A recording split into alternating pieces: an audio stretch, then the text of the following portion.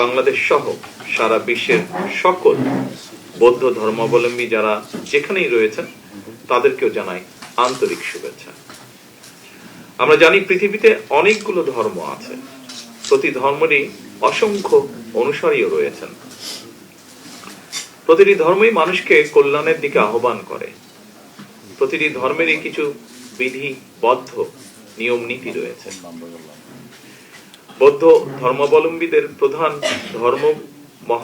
ধর্মগুরু মহামতি গৌতম বুদ্ধ তার অনুসারীদের জন্য পঞ্চশীল নীতি দিয়েছিলেন। এই পঞ্চশীল নীতি হলো প্রাণী হত্যা না করা, চুরি, ব্যভিচার, মিথ্যা এবং মাদক থেকে বিরত থাকা, প্রেম, অহিংস এবং সর্বজীবের দয়াও বৌদ্ধ ধর্মের শিক্ষা। যেই কয়েকটি জিনিস এখানে অনুসরণের কথা বলা হয়েছে, এই নির্দেশনা প্রতিটি মানুষের জন্যই অত্যন্ত গুরুত্বপূর্ণ। আমি মনে করি রাষ্ট্রীয় বিধিবিধানের পাশাপাশি প্রতিটি নাগরিক যিনি যার ধর্মীয় নির্দেশনাগুলো যথাযথভাবে অনুসরণ করলে আমরা সকলে মিলে একটি মানবিক রাষ্ট্র এবং সমাজ নির্মাণ করতে পারব।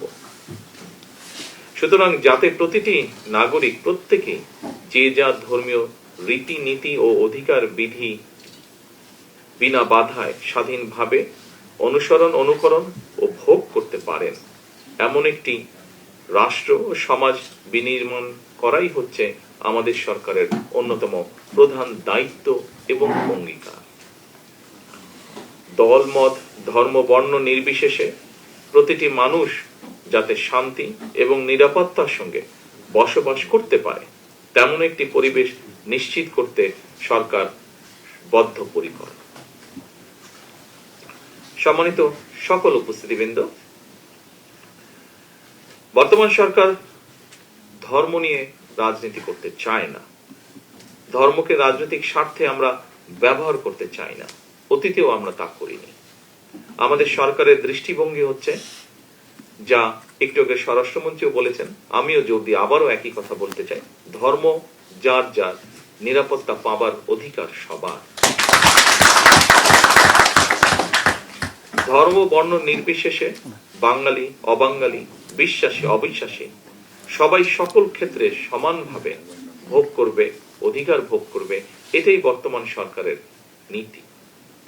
ধর্ম বর্ণ নির্বিশেষে বিশ্বাসী অবিশ্বাসী প্রতিটি মানুষের জন্য একটি নিরাপদ বাংলাদেশ বিনির্মাণের আকাঙ্ক্ষা নিয়ে মুক্তিযোদ্ধারা বাংলাদেশের স্বাধীনতা অর্জন করেছিলেন।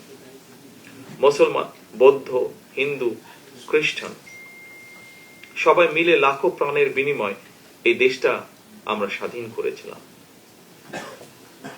মুক্তিযুদ্ধের সময় কে কোন ধর্মের অনুসারী, কে বিশ্বাসী কিংবা অবিশ্বাসী, এটি কারো জিজ্ঞাসা ছিল না। কিন্তু তাই এই স্বাধীন বাংলাদেশ আপনার, আমার, আমাদের সকলের।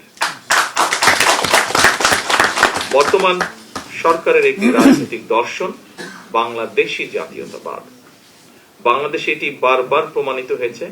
একমাত্র বাংলাদেশী জাতীয়তাবাদের দর্শনই দেশের সকল বর্ণ, ধর্মীয় সম্প্রদায় ও নৃগোষ্ঠী নিবিড় সহ অবস্থান নিশ্চিত করতে পারে। সুতরাং আপনারা কেউ নিজেদেরকে কখনোই সংখ্যালঘু ভাববেন না।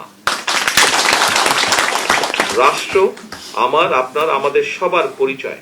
আমরা প্রত্যেকটি নাগরিক, সকলে আমরা বাংলাদেশী। পরিশেষে বৌদ্ধ ধর্মাবলম্বী সকল ভাই বোনদের আবারও আজকের এই দিনে আমি জানাই আন্তরিক শুভেচ্ছা। বৌদ্ধ পূর্ণিমার এই বিশেষ দিনটি আপনাদের জন্য হয়ে উঠুক আরো আনন্দময় ও তাৎপর্যপূর্ণ।